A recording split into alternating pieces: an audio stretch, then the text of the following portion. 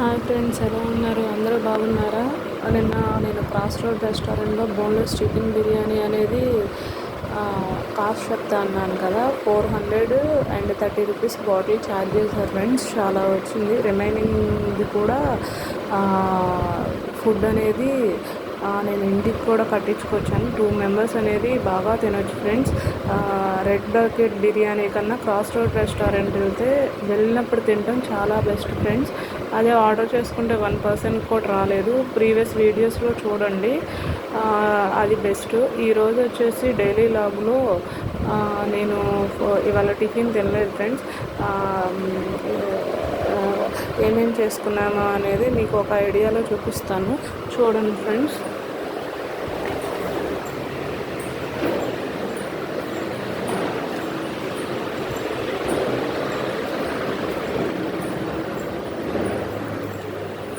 Rice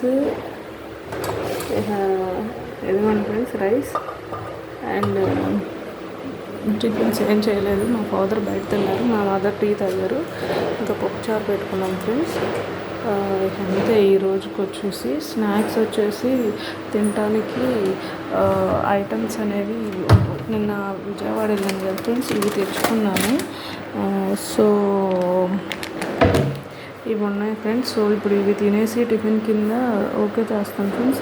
మధ్యాహ్నం అన్నం అనేది పప్పుచారు పోసుకొని ఒడియాలు వేయించుకొని తింటాను ఫ్రెండ్స్.